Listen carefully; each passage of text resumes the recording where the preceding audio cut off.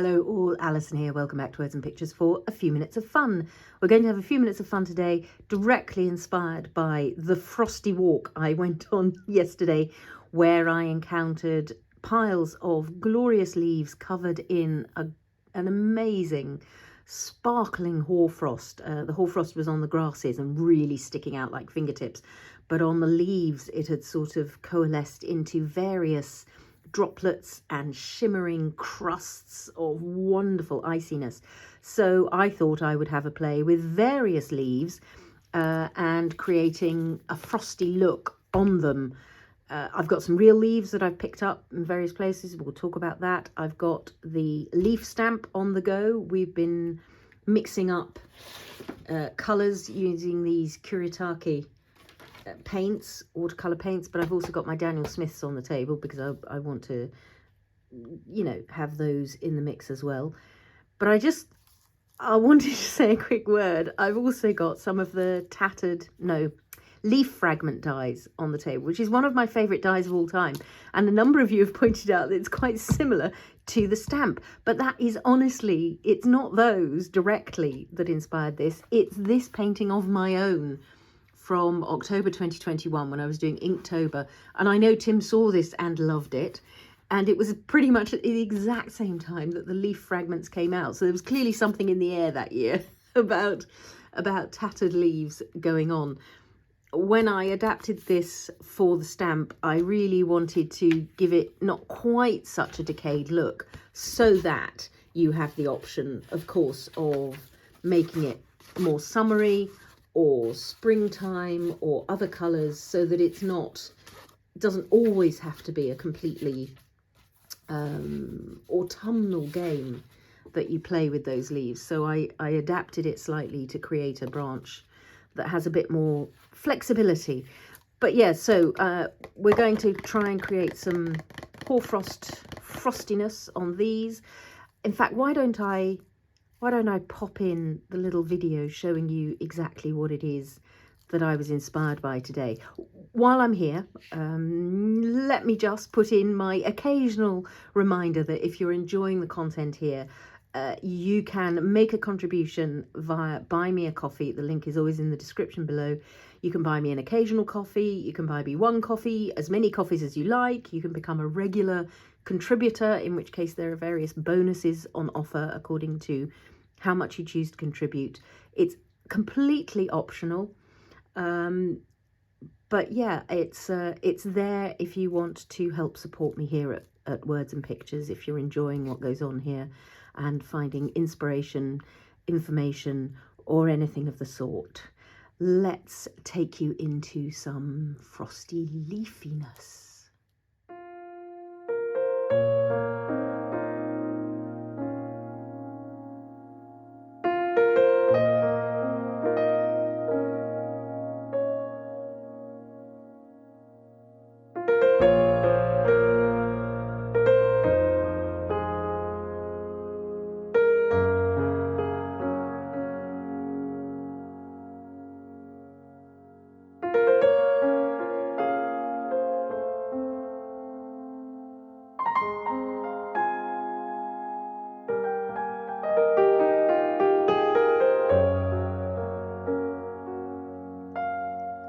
You can see the task ahead, which is to just try and capture some of that magic of Mother Nature's frosty beauty. Obviously, nobody does it better than her, but we can pay tribute, right? So the first thing I'm going to do is give myself a few more just watercoloured leaves. I'm not using watercolour paper for this, so we're going to see. We've seen plenty of mixing these on watercolour paper, and if you haven't seen those videos using those Kuretakes, I'll link to those below as well. And I'll also link to the leaf cutting sessions from last autumn. These leaves are still all around and waiting to be used. Many, many, many of them, but as you can see, yeah, some summery, some autumn, all of those still stored away, ready for use. But I just wanted to, yeah, get a couple of painted ones to play with. So you can absolutely tint these with distress inks, but But distress inks are going to move around a little more when you start putting glue on. Obviously, we're going to need glue to attach our glitter in due course.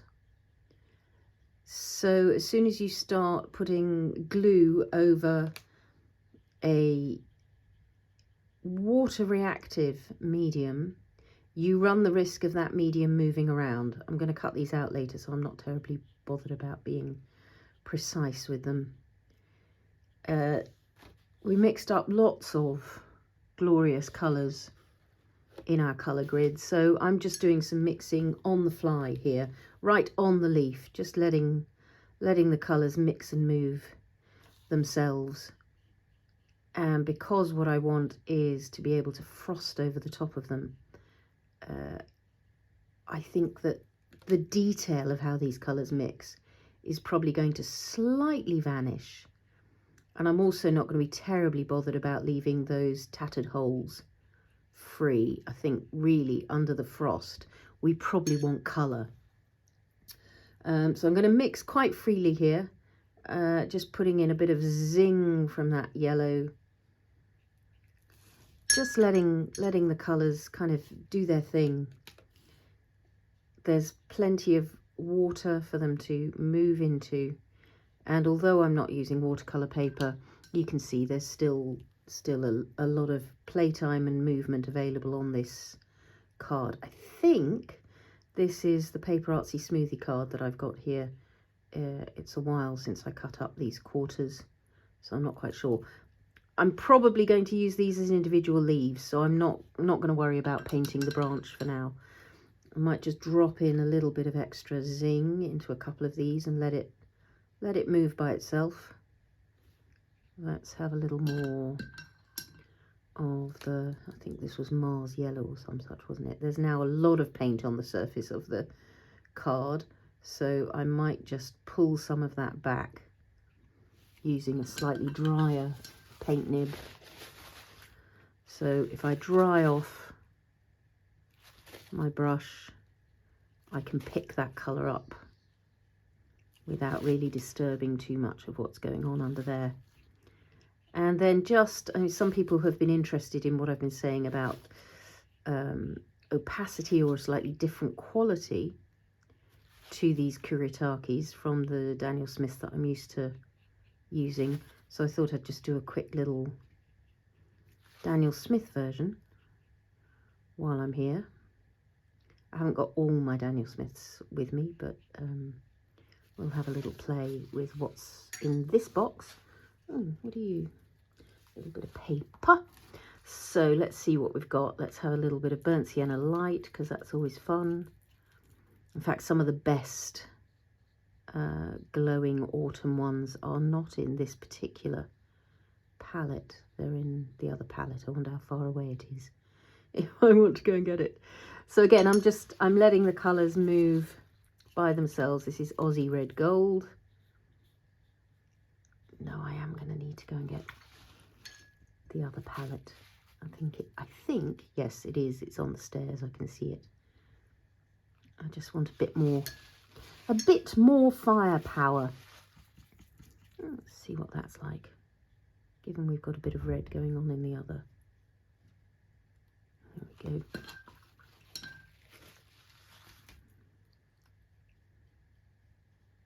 Ooh, that's good over that one, isn't it? That red and the gold did a rather wonderful thing. 2 ticks.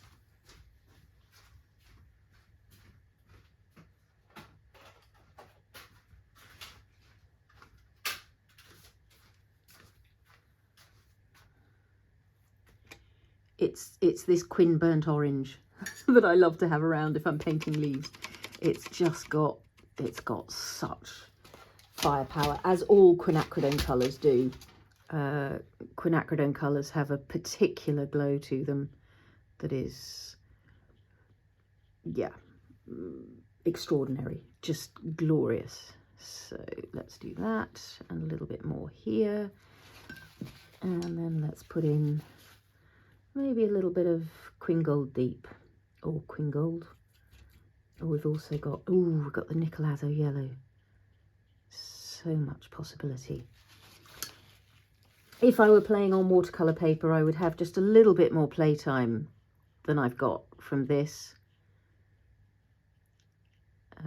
But it's fine. We're going to be covering it up with glitter in a minute anyway. I'm not a very glittery person, you'll have noticed.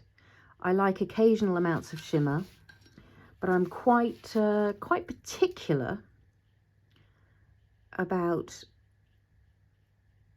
my glitters. There are a couple of Tim Holtz glitters that make my heart sing. One of them is this rock candy that we're going to be using today. One of them is the platinum, what does it call itself? Platinum dust, glitter dust, something like that, which again just has a glorious vintage look. Other than that, you'll very rarely find glitter in the mix here. I do like a shimmering mica spray every now and then, particularly again those muted Tim Holtz types. And I like a bit of real mica, lovely mica crystals and so on. So that's very messy painting, but that's kind of not the point of what we're up to here. So on an immediate one go, I think you can probably see the difference between the glow and the sort of softness, the more pastel look. I did a bit of picking up on those, so it's only fair to do a bit of picking up on these. And it's also true that as the Daniel Smiths dry, they do soften in colour. So your application of wet paint is not necessarily what you'll have by the time the paint has dried. But you can layer and glaze any of these paints, both the Kuretakes and the Daniel Smiths, so that if the colours are not quite strong enough for you on go number one, you can absolutely layer in a bit more colour. And again, because my aim in the long run is to be adding glitter over these, I think I probably do want the colours to be quite strong in here. Gonna put just a little touch of that burnt umber to create some depth down there. And I'm going to knock back for a bit of texture, I think. I might go in with a little bit of, yeah, something like the red, just to give us a real hit of fire. Yeah, that's quite nice. So I could go in with a little bit more of the vermilion over here, just to sort of even up the, that's a very opaque colour. Interesting. It's a good fieriness though. So let's do similar over here and put that Pyrrol Scarlet right in the mix. Grand. Okay, we'll leave those to dry because I think that's going to give us some joy when we come to it. And let's now turn our attention to getting frosty. There you go. You go over there and dry. That's all good. Maybe a touch more of the dark. I just want something about, yeah, it's just in the base of the leaf is what it is. And it might cause a bit of a bloom, but I think that's going to add nice texture. Let's just let that spread out a little bit. Good. Enough. I could fiddle all day. So I'm going to set those aside to dry because we'll come back and add some glitter to those, but they really want to be dry before we do that. Let's move on to some of this game playing. I think I may have mentioned in the past these leaves, which I glued down into this Simple Craft journal. It's at least a decade ago. So they've been there 10 years. I stuck them down with matte medium, it appears, and then I put clear gesso over the whole thing. And as you can see, they are in pretty much pristine condition. So in terms of lasting, obviously they're inside a book, but my feeling is that if I were to use these on a project, as long as I look after it okay, that would be fine. If I had glued them down before they did more drying, I picked these up maybe a week ago, and they've been crinkling and curling here in the craft room. So yesterday I put on a coat of this fluid matte medium. I think any soft glue will preserve them and help them to stay a little bit more stable. So this one's an oak leaf. It's a little bit fragile, but it's, you know, we'll see. This is playtime. This is experimental. I'm just looking at these and thinking that apart from that one, I'd like a bit more oomph on several of these. So I'm planning to do just a little bit of Quin burnt orange over the top, like so, to just add to the fieriness of these. I think under the frosty glitter, we're going to be glad of that extra depth of colour. So just, yeah, adding this. And then what we'll do is we'll put glitter, first of all, onto these. These can dry. What this is also doing, of course, as I add moisture, is curling them up nicely so that they look even more like leaves.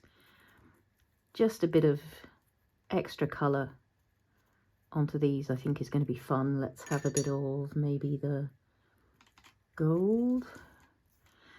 I'm just a little wary because I do love these blue droplets here, so I might not go over the top of those. I'm just, I don't want to lose that lovely inky splotchy turquoise, which again, adding moisture over the top of those distress ink backgrounds will do. But I could quite subtly add just a little bit down the centre to give us a bit more fire. That's quite nice.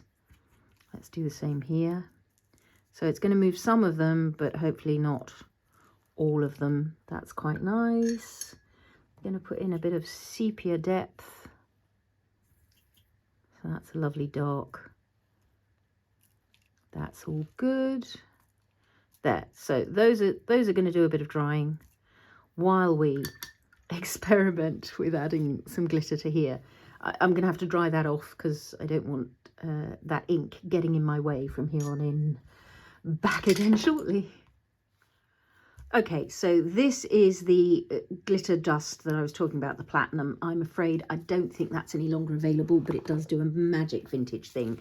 The rock candy dry glitter, so it originally came in little pots like this, and as you can see, I've got that a little bit left there, so I invested in the big ones. This now comes in a powdered form and a chunky form, so that's going to be fun to play with. I've also got some of these Distress Mica Flakes, which again, I'm not sure whether they still exist. This, as far as I know, is the same as what's in here, so I don't need to open this one yet. But I have the chunky, I've got some mica flakes, I've got this, I've got a piece of paper to catch things on, because that's the main thing. And yeah, it's going to be a question of painting on a bit of gluiness. So the Distress Collage medium will be perfect for this. As I say, I've got this fluid matte medium. I've got various other glues and mediums. But I think I'm just gonna go for it, because yeah, nothing ventured, nothing gained, eh? Let's start with the fairly sturdy leaf. That's a lot of glue. I don't think I need that much, unless I want to go with the chunky glitter, because I think that's going to need a little bit more to adhere to, because it's quite full on. And then, yeah, I think I'm going to keep things simple. For a frosted look, let's just pop this over here. Open up this, go with a little bit of this through the middle. Obviously extras I will tip off. Yeah, and I've already got, can you see that catching the light? And it's not dry yet, obviously. I'm going to pop that back in that pot. And then I might go for a little extra chunkiness in a few places. Oops, almost did it without the paper there. That wouldn't have been a complete disaster, because I have got, I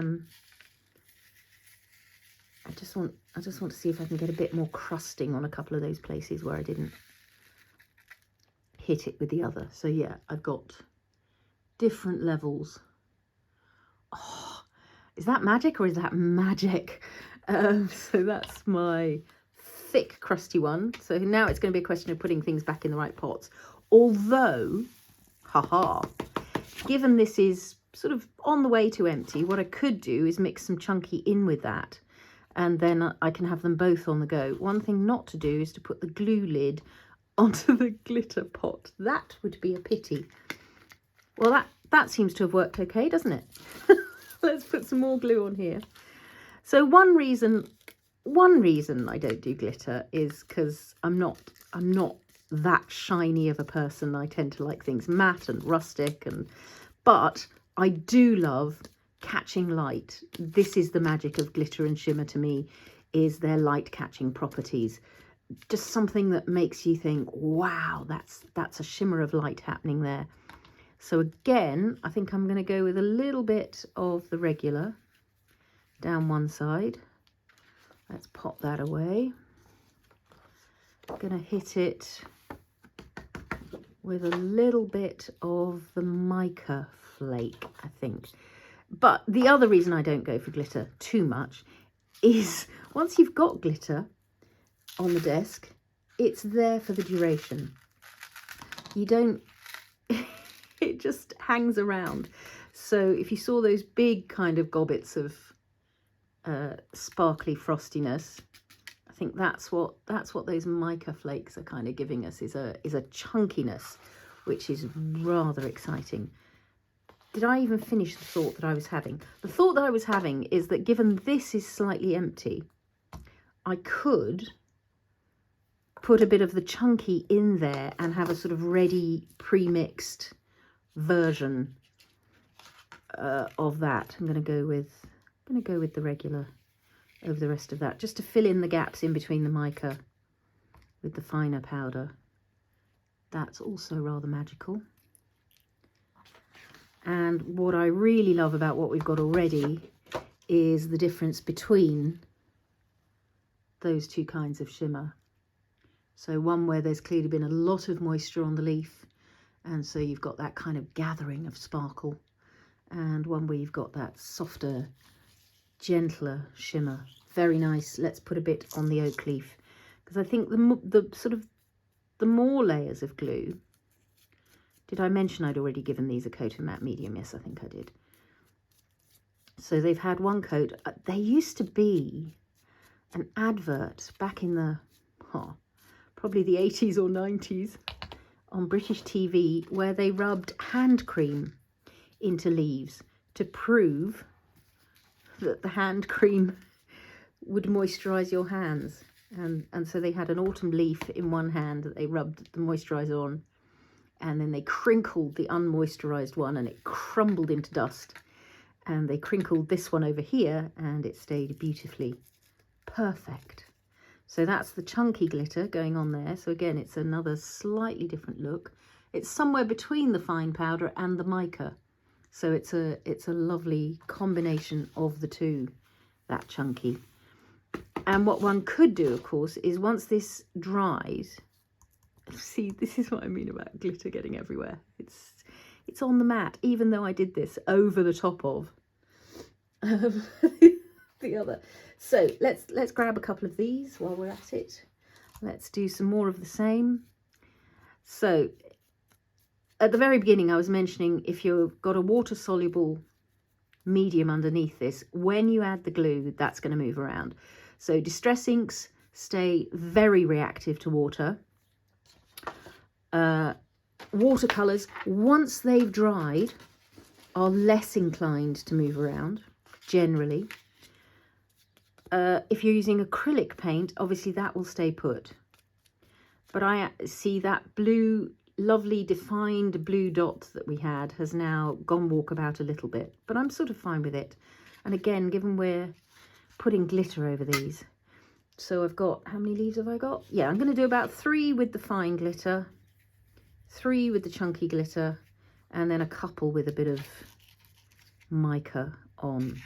So we're getting variation in the amounts of glitter we've got, or the size of the chunks of glitter. Interestingly, that hasn't glued all over the leaf, so I could come back and add some stuff to that later. Did I not hit the whole of the leaf with glue? How did I do that? That one's got a nice subtle coating of shimmer.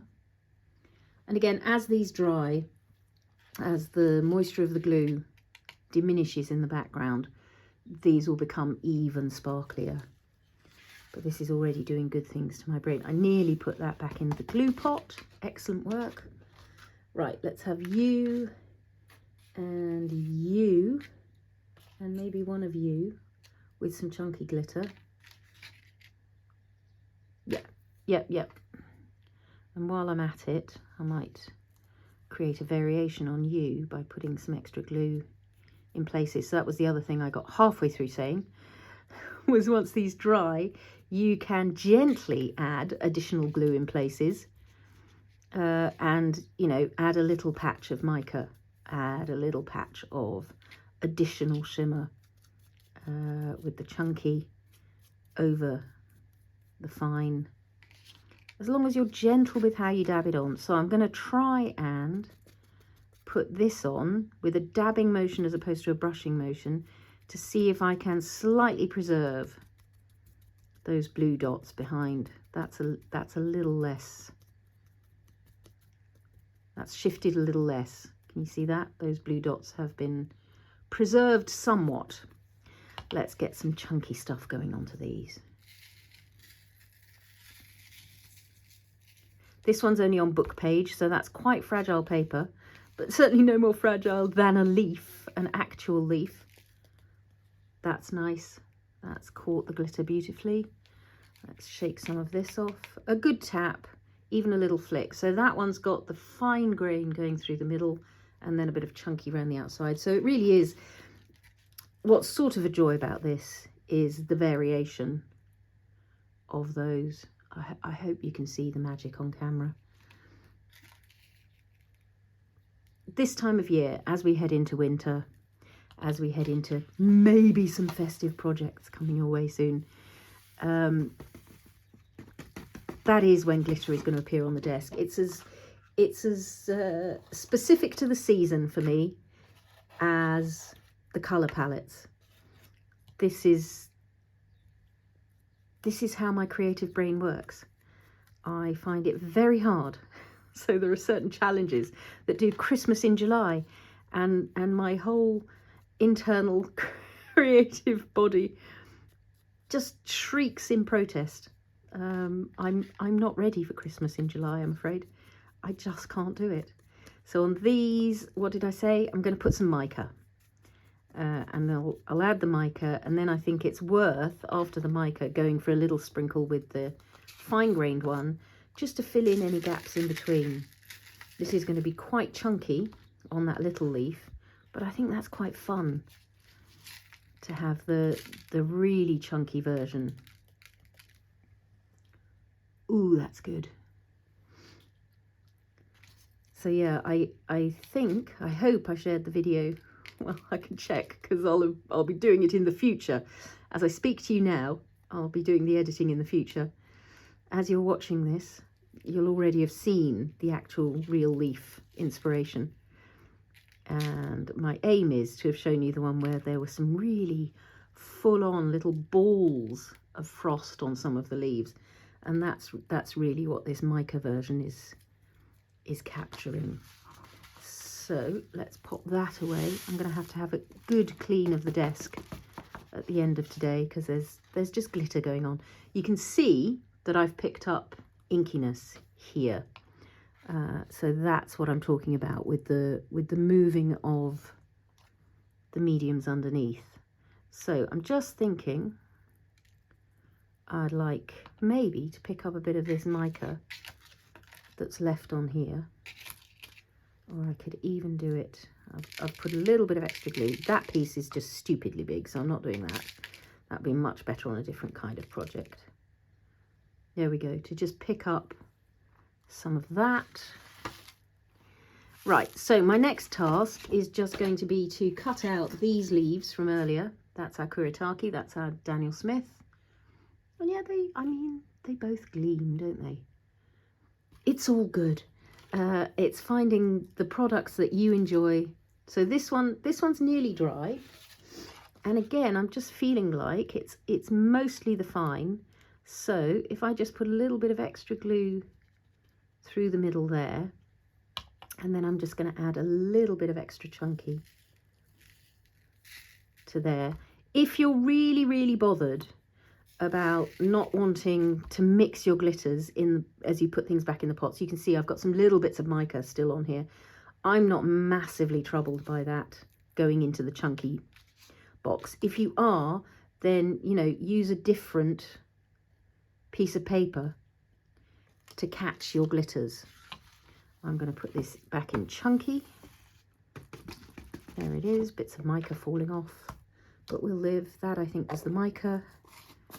This is the glue one. I'm keeping an eye on the glue one. It's got glue in the lid, so I know it's the glue one.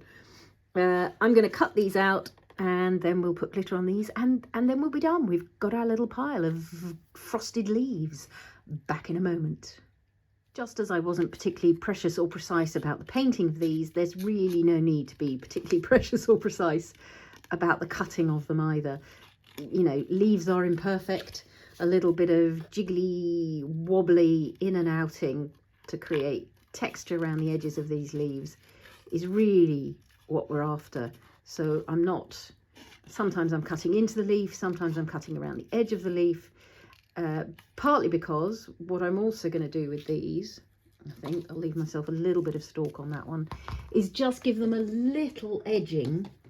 So the edges of these are quite bright white in some ways, so just a little inking. And you could do this with distress ink, although again that's going to be subject to moving a little bit as you add the glue. So I've got an archival, this is Coffee Archival. If you've got a waterproof ink, then you can absolutely ink around the edges with that. If you've only got distress inks, then do that, and you'll get a nice leafiness. What is also worth doing, in case what we want to do is sort of bend these up later, is, oh look, I seem to have had some leaves on the back of that one, is just give yourself a little inking maybe across the back of them, because that's going to mean when you bend this up, the back of that will have a little bit of colour to it as well. That's just kind of future proofing according to what project they're going to end up on. Could be a tag, could be a journal page, in which case they're more likely to be glued down flatter. It's okay, I did know that I had turned that over and actually had some leaves on the back of that one. I'm not troubled. That was one of the ones in the Facebook live demo I did the other day for the PaperArtsy people group on Facebook after the launch. There's always a bit of live playtime there in the week after a launch, a week or so after new products have gone out. So if you haven't seen that, see, I'm filling in those little holy places where I hadn't painted them, because I think that's just a bit more fun. Grand. Let's get sparkly. So I think let's do sort of half and half. Let's do you two and you two. Those were the Daniel Smiths, those were the others, but they're now just mixed up because I'm going to do one in fine and one in slightly thicker, I think. So again, I'm going to go with dabbing it on, although these are watercolours, so they'll probably stay put. Do this nice and speedily. Make sure the glue is still wet at the point when I tip the glitter over. That's lots on there, so that might take a little bit of mica as well. Plenty of glue to get myself a nice thick coating of glitter onto here. And because I'm sort of thinking in the long run, I might mix this, because I've got a pure fine one here. I might just allow this one to get a bit mixed up in terms of chunkiness, and then I'll have a ready mixed variation version, if you see what I mean. Oh, that's good. That's a good sparkle on that one. And finally you. Yeah, so you can see the detail of that painting is still available, but we've now got this glorious sparkly frostiness over the top. Last batch, and then obviously I will be diving in for a close-up similar to the ones you saw of the real leaves at the beginning. There's you. So again, I'm putting on a decent amount of glue because for this one, I think we're going to go chunky.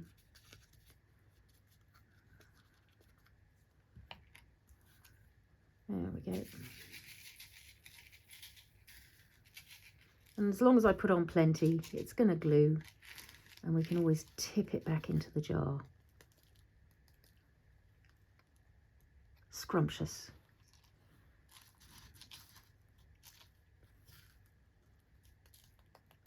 Tapping off the excess, the rest of that should glue okay.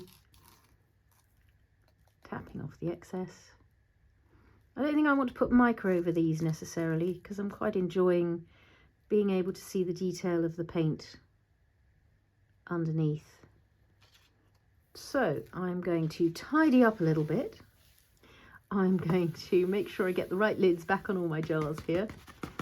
And then in the meantime, those will be drying. And I'll come back for a super duper close-up of those, hopefully sparkling in a bit of light.